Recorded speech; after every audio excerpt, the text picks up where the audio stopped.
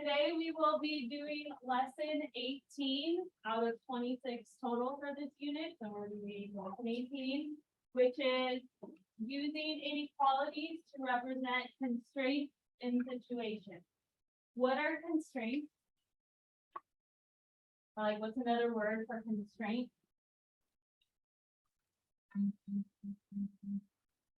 Shadowridge, and welcome home.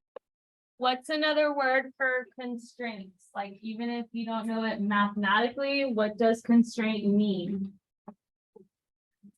Something that holds you back, right? So guess what? In the word problem, it's kind of like a restriction, something that would be held back. It's limited, it's a boundary, something. So that could be saying like, we need at least 30 students in this class. Or one teacher, I don't know. Can you have more than 30 students? If it's at least 30? Yes. Could I have exactly 30 students? If it's at least 30, can it be exactly 30? Yes. Could it be less than 30? No. So that's an example of a constraint, like limiting something in some way or putting a restriction on it. We don't usually use equal signs for that, so that's why it's not equations, it's inequality, kind of like the opposite. It's like the opposite of consistent is inconsistent. We use inequalities to represent constraints. So that's our main goal for today. I'm recording right now, I'll link it in here. If I have time, I'll link another video from last year about like the different signal words for inequality. The puzzle piece will be lesson 18, and you will have some time today in class to work on it. And this is for a different lesson, so we're actually done there. The quiz for this lesson will be after break. So the next quiz will be over lesson 18, 19, and 20. So that will have to take place after. So don't forget everything that we've learned over break. We're only like a little more than halfway through the unit. Make sure that your binder is up to date. You should have note sheets for every single lesson. If you don't, all the notes are posted below you, where it says annotated notes. Or you can watch the video and get like the full experience and take notes on your own paper. Because that'll be a big chunk of points alone. Just take notes. Would be about 50 assessment points for the students. Over break, use that time to study. There's some study materials up here in Schoology. So like you have the practice test, the glossary, a Quizlet, just like I provided you last time. And I'm also opening up, like I just published them, all the puzzle pieces for the rest of the unit, in case you are bored and want to work over fall break. Or I know some of you will be using fall break to catch up. Either way, every single title of the lesson is there. You could literally probably find a lesson in YouTube for that puzzle piece if you're really wanting to get ahead. So that is available as of today. The Unit 2 test isn't until the end of October. We still have some time, but use this week that you're off if you're behind. So any questions on that? All right, so now onto the warm-up, which is printed on your paper. Quietly on your own, you're going to match each inequality to the meaning of a symbol within it. So match these two columns, and then answer the questions that follow. Do that on your own for 1 minute. All right, so given that it's matching and you have like 3 that you need to match to 3, shouldn't be any blank paper. Even if you have to guess, that's totally fine. You can always fix it. But like, I just worry that that's how you're going to take the next test, and not putting anything is a 0 versus like trying usually gets you at least a couple. But for A, which phrase best matches that symbol? Greater than. What about in B? Less than or equal to, which means this one must be. All right, good. What's the only other symbol that we didn't use? Less than, so maybe just off to the side. Right with the left hand symbol. All right, so those are the 4 different inequality symbols. You read them, how they look from left to right. So like H greater than 50. H less than or equal to 20. 30 greater than or equal to H. All right, and then for this, we could put an example, we could say like H less than 10. Now think back to like your 2nd grade about, that's when I remember these. What way does the inequality symbol or like the alligator mouth, whatever, what way does it face? It faces the bigger number, always, the opening. So keep that in mind. Like if I write it like this for this example, or I'll do it over here for that one, 10 greater than H. Are these equivalent to each other? Because what's the bigger number in both situations? The 10. So yeah, the symbol is different, but it's still saying the same relationship. So don't get confused by that. Just know that wherever the opening faces should be the bigger number. Now, answer the rest of the question. Is 25 a solution to any of the inequalities? Yes. So solutions are, if I plug it in, is it true? So is 25 greater than 50? Is 25 less than or equal to 20? Is 30 greater than or equal to 25? Good. And then I added this one over here. It would not be less than that. So just see. Try the other 2 if you haven't already. I don't know that everyone got there. Think about it in your head for about 10 seconds.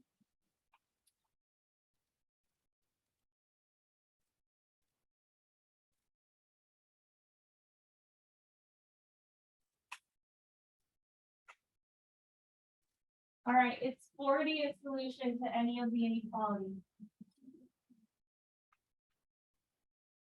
All right, let's see. It is not greater than 50. It's not less than or equal to 20. It's not less than 30. And I know I said that backwards, but we're saying that 30 would have to be bigger than the 40, right? So that's how you evaluate it. Plug it in, see if it's true. Is 30 a solution to any of the inequalities? Which one? Just see. All right, good. And why is it a solution? Because it has that equal to part. So would this then be true? 30 greater than 30? No, because it's not greater. But once you have that equal to part in there, it lets it be exactly that number. So then keep in mind, like these are the most straightforward phrases. The end goal is to be able to write your own system of inequalities based on like a description.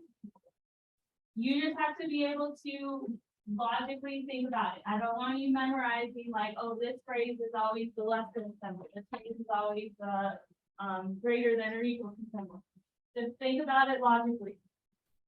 If I said that we need to have at least 50 students in a classroom, I don't know for what reason, but we need to have at least 50 students. Could I have more than 50? Could I have exactly 50? So then if this was for at least, then I could make it that symbol, greater than or equal. If I said at most we can have 20 students in a classroom, well, can I have less than 20? Can I have more than 20? Can I have exactly 20? So at most would be a good example for that. But again, don't just memorize it based that way. Like if you have to compare something to something else, just go through that process. You know that the opening needs to face a bigger number, so keep that in mind. Now on to this activity. So planning the senior ball. Students or seniors in a student council of a high school are trying to come up with a budget for the senior ball. Here's some information that they've gathered. Last year, 120 people attended. It was a success and is expected to be even bigger this year. Anywhere up to 200 people might attend. There needs to be at least one chaperone for every 20 students. The ticket price cannot exceed 20 per person. The revenue from ticket sales needs to cover the cost of the meals and entertainment and also make a profit of at least $200 to be contributed to the school. All right, and that description is also here, but it is printed on this. So what you will do within your groups, here's some inequalities that have been picked out to represent some constraints in the situation. You in your groups will figure out what each letter represents. All right, so I'll give you about 2 minutes to do that, to find each variable used in the inequality. All right, so based on the situation, what must T represent? The ticket price. And I like that we specify that it's the price of the ticket and not just the number.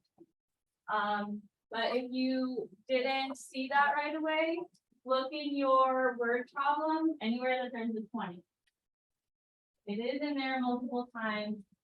But based on the situation, like the words around it, it makes more sense that if it cannot exceed 20 per person, the ticket price must be less than, right?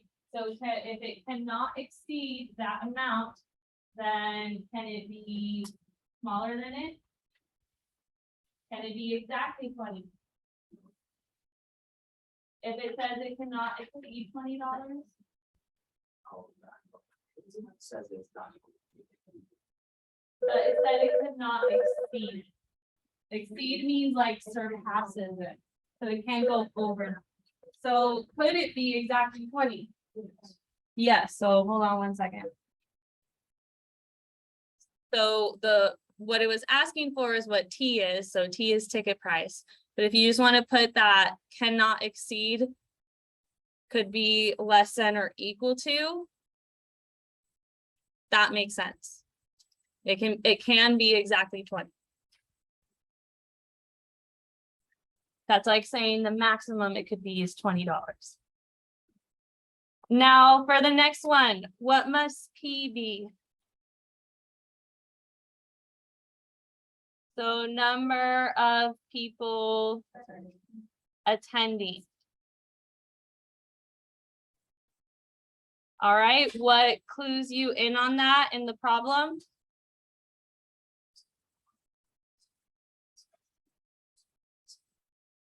Good. When it's in between, so like there's two constraints, then you have two inequality symbols. So that would be in the middle, and they expect it to be even bigger, so they would expect definitely more than 120. But then they said up to $200. So what does up to mean? Could it be exactly 200? Yes. So I would include that when it says up to, it usually can be exactly that. After someone asks, Aiden Moore, you go, and then Aiden Moore. Oh, you did? Okay, then go ahead. So then number of people attending, if it's up to that, it can be exactly that. It did say that they expect there to be more people than 120, so in that case, I wouldn't put equal to on the 120. It has to be more than. Now for the second one, we already said what T is, we already said what P is. What would M be? Cost of meals. Cost of meals.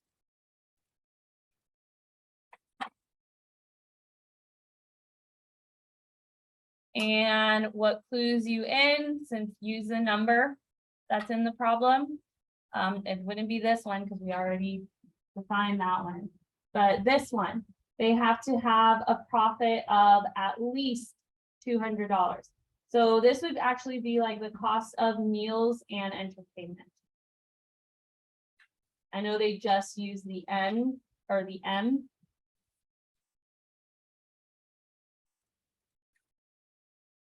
But that's in order to meet their goal, that would actually contain both. So if it has to be at least $200, could it be more than that? Could it be less than that? Could it be exactly that? So I would revise that to have the equal to part as well. Lastly, what would the C represent? Good. So C is for chaperones.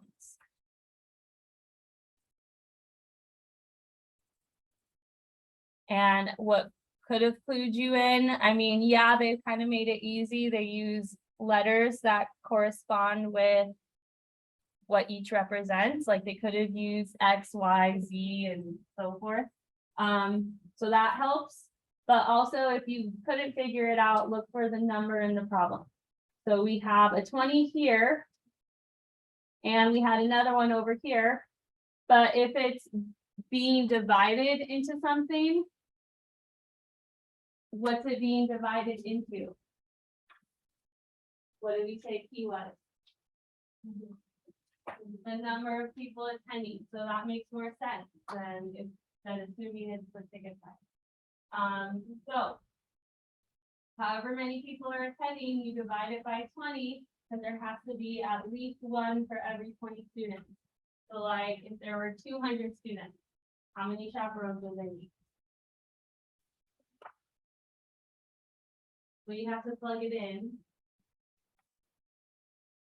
What's 200 divided by 20? It's not 20. So what is it? 10. So that's saying the number of chaperones has to be greater than 10.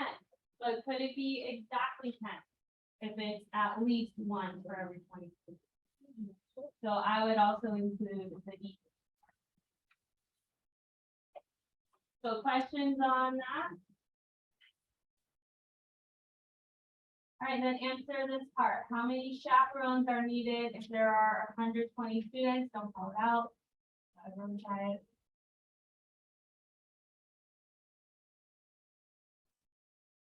We're figuring out how many chaperones are needed if there are 120 students. All right, class, what's the answer?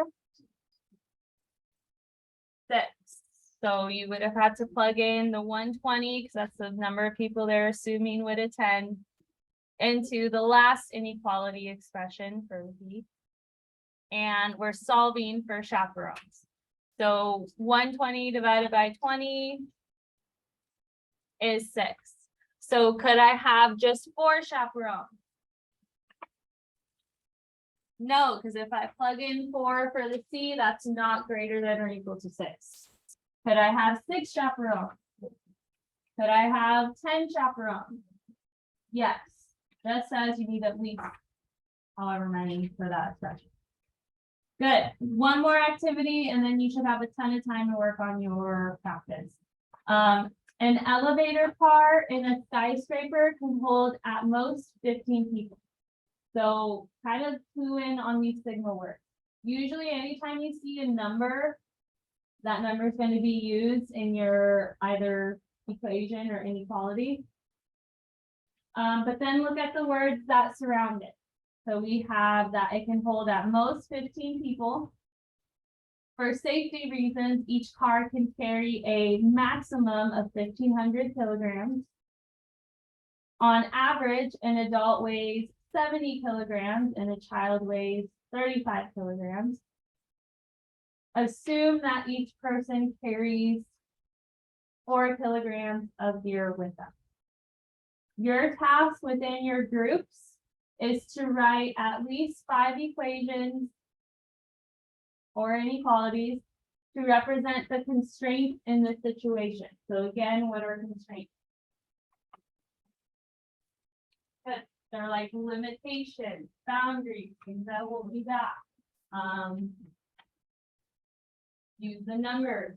Numbers are usually your constraints for inequality, and the words not.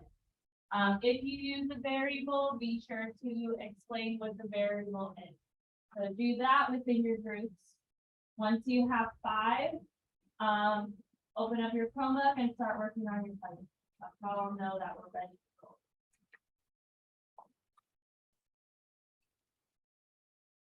All right, so first I'll just take kind of like a list of whatever you think. I won't confirm that any are right or wrong until we have a full list. So if you think that one of them is wrong, then you share by saying what you think would be correct. I'll just make a list and then we'll go through. So what is a constraint that I could display with either an equation or inequality? Brandon? P is greater than or equal to 70 or 35 C. Right? What are we saying that A is? Adults. And C? Good. Someone else in inequality or an equation that we could make from this?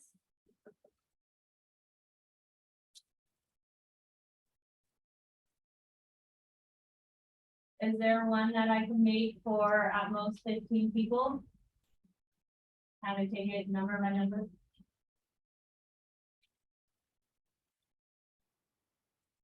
Also, what is T supposed to be?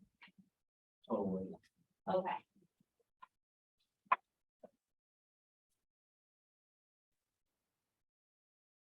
So then some more. Not just one right answer.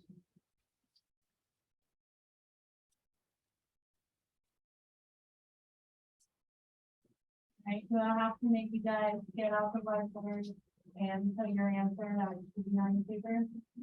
And then use up all that time, or can I give you time to practice? So give me some more. 15 is greater than 15, A plus C. 15 greater than or equal to A plus B. All right, someone on this side of the room.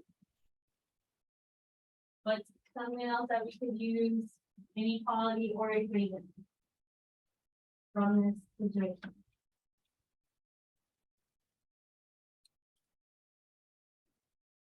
Said right or wrong. Throwing out a couple of letters.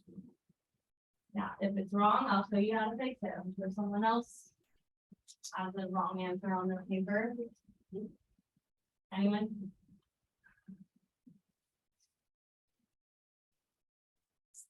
All right, next would be, wait, so is that true, class? Do we find the total weight by taking each number of people, multiplying it by their weight? Yes, so that's a good example of an equation or an inequality. What is this? It's an equation. Down here, an inequality. That is a little bit different than what we have on here. Is it still true? Yes. So if we're using what we already said, C and A would be children plus adult weight. It does, or not children plus adult weight, but number of children and number of adults, it would have to be less than or equal to 15, which is basically this, just backwards. But either way, 15 is still the maximum, right? So that works. Good job. Let's see, anything else different? This one has something different than what we have. Weight less than or equal to 1,500, is that true?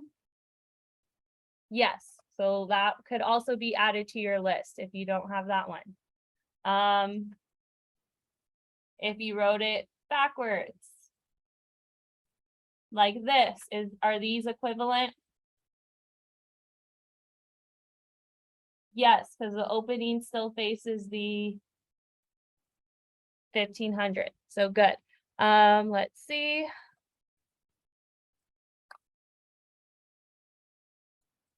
This one, why is the 4 in there? The 4 kilograms of gear. So keep that in mind. There's ways we could adjust this. I don't know if these are like two separate things or what, but there's ways we can adjust that to make it perfect. Let's see if someone else has it.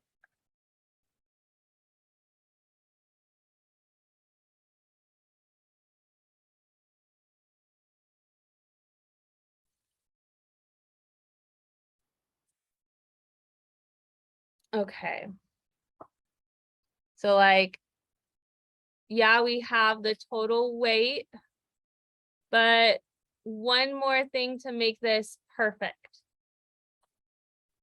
And it would be because it's not just for, well, what are we saying that K is, by the way? Kilograms. If we were to make it like this, 4 times the number of adults, and then we made this K a C for the number of kids, then it would be perfect because each adult and kid is assumed to have up to 4 kilograms of gear. So, and everyone's weight is in kilograms right now. So that would be another thing you could add to your list. And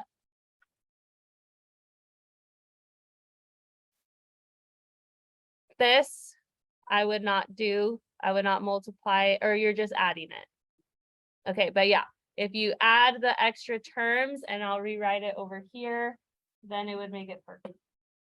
So I'm gonna also list stuff that maybe you guys didn't list that's in the book, but for the most part, you guys included everything. We have W equals 70A plus 35C plus 4A plus 4C. You could also do W equals 74A and 39C. So what did they do to get this?